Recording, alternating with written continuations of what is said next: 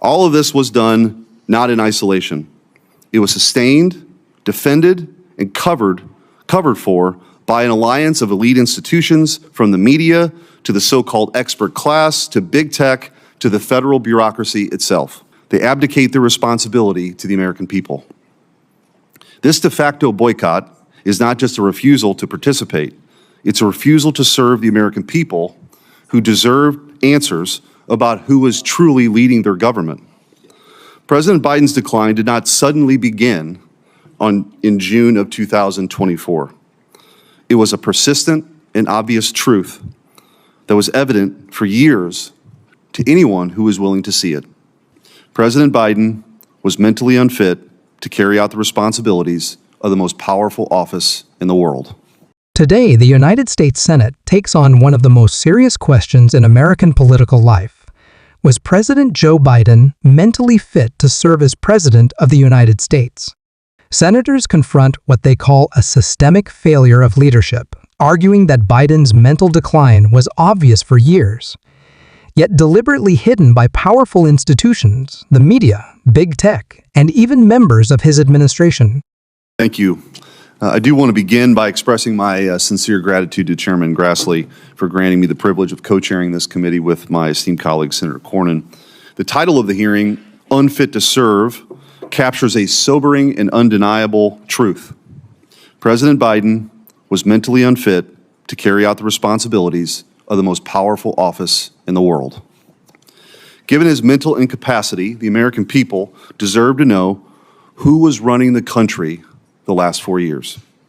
Today, as we seek to answer this question, it is deeply disappointing but not surprising that most Democrats on this committee have chosen to all but boycott the hearing and have failed to call a single witness. They have chosen to ignore this issue like they ignored President Biden's decline.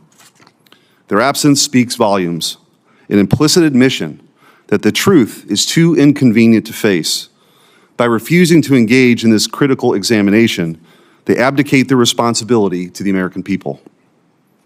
This de facto boycott is not just a refusal to participate, it's a refusal to serve the American people who deserve answers about who is truly leading their government. President Biden's decline did not suddenly begin in June of 2024. It was a persistent and obvious truth that was evident for years to anyone who was willing to see it. This reality did not require special insider knowledge or investigative reporting to uncover.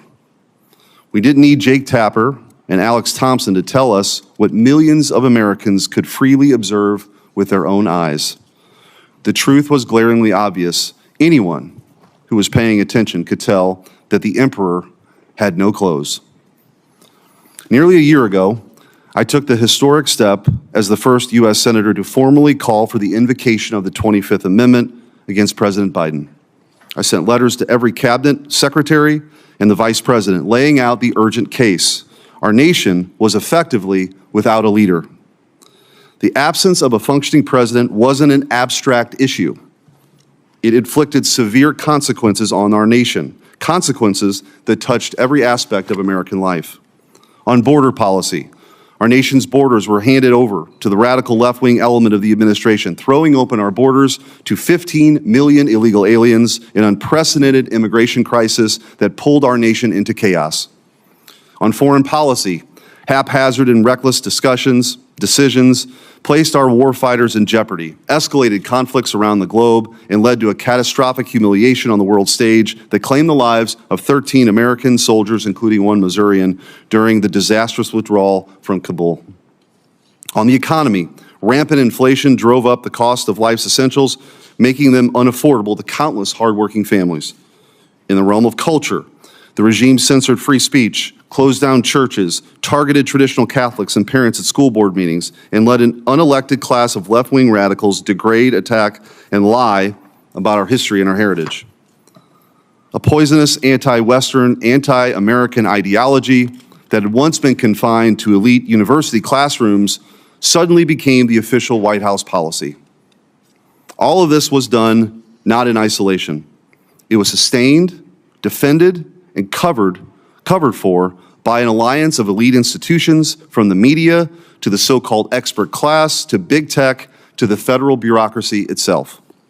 When we speak of collusion among elites or the so-called deep state, we're accused of being conspiracy theorists. But this was no theory.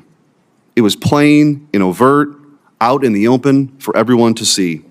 For 4 years, we had a president who could barely string together coherent sentences after 6 p.m. The senator leading this hearing claims that the United States has been run not by its elected president, but by anonymous aides and unelected bureaucrats, what he calls the Autopen presidency. This, he argues, wasn't a conspiracy theory, but an open secret covered up for political gain. At the heart of this investigation is not just about one man's fitness, it's about how a nation could be governed in the shadows, without the full knowledge of its people. As the hearing unfolds, the real question is, how do we stop this from happening again? And what happens when those in power put their ambitions above the truth? Yet, this glaring fact went unreported, undiscussed, and unaddressed. Why?